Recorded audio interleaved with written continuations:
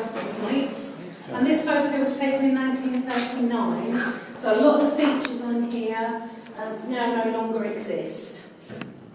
So I'm starting at the bottom here, and this is where we are. This is the drop Redoubt. You can see this is the drop Redoubt, this is the Western Heights. We are a very small part of a very big site. So you are in the gun room just here. So we've got the drop Redoubt.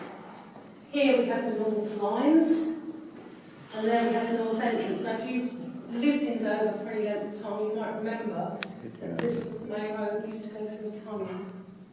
And that tunnel is around here, across the bridge, just a sticky out bit to put a big gun on. Come up, this is the citadel, so this is the main part of the fortification. And if we were under siege and if there were problems, that's where we'd all fall back to, is that big bit there. All this side, the bastions, all these lines here, this is where all my heavy artillery is.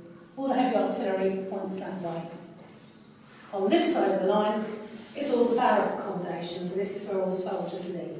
And then we've got a church and a hospital and all the things that you would need.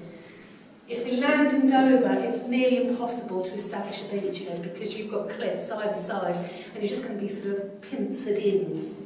So the sensible idea, establish a beachhead further up the coast, but he would need to take Dover. So there's all little bits and pieces, but this is the mother of fortifications. This is the big one. Where's the castle? The castle would be sort of here. There. Yeah, so because you've got town there. But you can see, you'll see when we get up top, you'll see kind of where we are in relation to the castle. And actually, the plan would be that the drop Redoubt would work alongside the castle.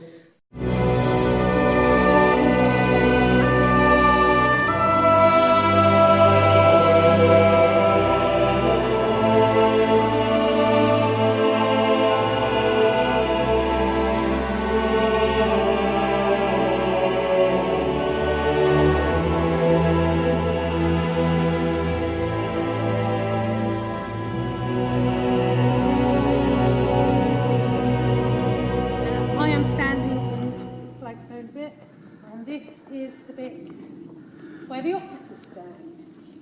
So, officers only. I know what you're on, Lisa. Ordinary soldiers on this bit, that would have been gravel. Opposite you, there, you've got those barrack blocks. Now, those blocks, have a look at the shape of those arches. That is a parabolic arch. No, that's, they did like to cram them in, but not quite that. 30? A little bit more. 70? A bit lower, somewhere between. 50. So 50 men to each barrack block. And this is Napoleonic era. If you were married, your wife would live in there with you. If you were married with children, your wife and children would live in there with you. If you were lucky, you'd have a little curtain around your bed. On the casemates, and that was the kitchen, and behind that you'd have an ablutions or washing area. We get to the 1850s and we have the Royal Commission, they come and have a look, health and safety, and they say actually 50 men to that, it's too cramped, it's too crowded, you need to change things a bit, it's a bit rubbish. So what they do is they extend the end one, make it the same length as the others, but they reduce the amount of soldiers in each casemate to about 19. And then at the back along there, that's the toilets. There's cubicles there, we've lost the cubicles, and the ladies' loo is over in the corner. On each side you have staff sergeants' quarters. Now, those are the loos. Did anybody look at the little feature in the wall? Any guesses as to what that is? It is a toilet, yeah. So you put your bucket in that kind of indentation, hopefully so it doesn't fall over, because otherwise that would be quite grim. It was just kind of needs must. So the bucket solution was then dealt with. Of course, it did mean that somebody's job in the morning was to bring said bucket upstairs and flush it. Having said that, how many times do you reckon they just opened that Sally Port door and just chucked it out? It's a photo of the King's Own Royal Lancaster Regiment Drum Corps. And this photograph, one of our members, Phil, found it about 11 o'clock one night. He literally came across it by accident. But then very rapidly went round all of us, didn't it, Mandy? Yeah. And we were making very strange squeaking noises until quite early in the morning. This actually gave us an awful lot of answers about how the drop down looks. Mandy said that the parade ground was gravel. There we can see it. There's the officers only cobbled area. Yeah. And this is excellent. Gives us an excellent view of what the casemate barracks did used to look like. We're on the terraplane, and this is where our heavy artillery is going to be.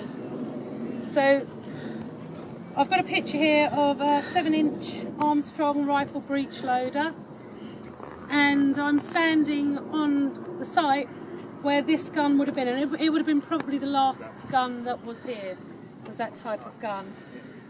Like most of the fortifications at the time, we moved through a series of artillery, and as you get kind of modern improvements, you kind of go for the bestest.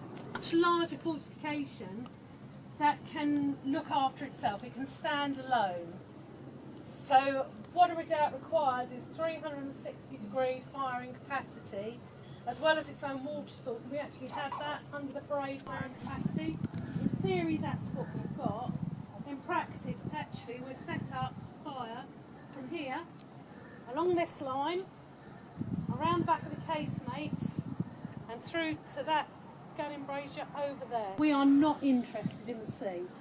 Whatever happens out there, the Navy can deal with. All we're interested in is what's happening inland. Early parts of this fort, they were well, when you had the smooth bore weaponry, really, really difficult to aim. Because the bullet goes like that, exactly like the way I just did it, and so it's a little bit hit and miss as to where you aim. The rifling means that as your bullet comes out, it starts giving it a little bit of momentum and a little bit more direction, and so your shots become more accurate. And actually, Napoleon wasn't keen on rifling. He liked smoothbore stuff, which maybe that's why he wasn't quite as successful as he might like to have been. Right. Why does Philip love this room? It's fairly dull. I say it's fairly dull. There's a lot going on here. Up here one day we looked very closely at the walls, and there's actually quite a lot of graffiti up on here. So we started having a look at the graffiti, and we realised that actually we've got the names of some soldiers up here. And occasionally there's a date, occasionally there's a regiment, and even more so, there's sometimes their service numbers, which is great.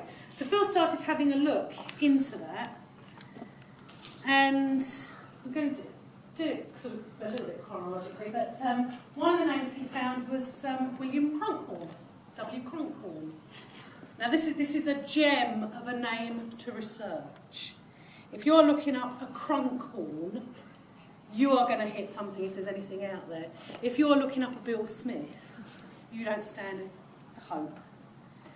And the Bradenstone shows the site of a Roman pharos, which would have been the sister pharos to the one that's in Dover Castle, which you can see just this side of the church. Prior to this being a fortification, there was quite a substantial chunk of masonry here. And we have got some sketches of this kind of quite impressive bit of masonry that was left. The army move in, turn this into a fort. There is no place for an impressive lump of masonry. You don't need it, it's just in the way. Zip forward to the 1860s, when you have got the building of the rooms that are below us here, down there, and as they're digging it out, they find some foundations. They don't know what they are. They bring in a Victorian archaeologist, and this guy looks at it and says, what you have here are the foundations of a Roman pharos. And the army then go, do you remember that substantial lump of masonry that... Oh, awkward. What are we going to do? So what they do is they get some of the stuff from the foundations and they bring it up here and they cobble together this stunning monument to Roman architecture that you see before you. So all this stuff here is Roman. The bricks, however, are Victorian. We will go around into the next minute. We'll talk about this bit.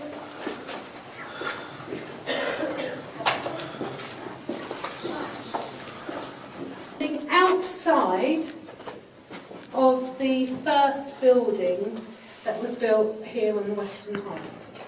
And so this is the outside wall. And it's the outside wall of the main magazine. Now, you were paying attention. Have a look at this roof. Victorian. It's Victorian. But I'm telling you that this is Napoleonic. And first building. What happened is they built the magazine and you've got sort of the fort and then you've just got this building here and you can see it is a little bit prominent. So when we have a look at the site again in the 1850s, it was decided that something needed to be done to protect this building because it was a little bit vulnerable. And as it's the magazine, it's full of gunpowder. And because we then build all this, we lose the natural light. So this lighting passage is put in, and every morning it's somebody's job to take a lantern and they walk it round here and they pop it into the recess like that, which was the site of the old window. And that's why we have the lighting passage. These slits in the wall, this is ventilation. Gunpowder is notoriously fickle. If it gets wet, it spoils, it becomes clogged together and you can't fire it. So you have to keep it well ventilated. Right, we're in the officers' quarters, so have a look at the shape of the roofs and you're going to be able to tell me it's Victorian. Yeah. So we're in a Victorian part of the fort. And this was dug out for officers. We think officers probably had 2 rooms, so 3 officers and an officer's mess.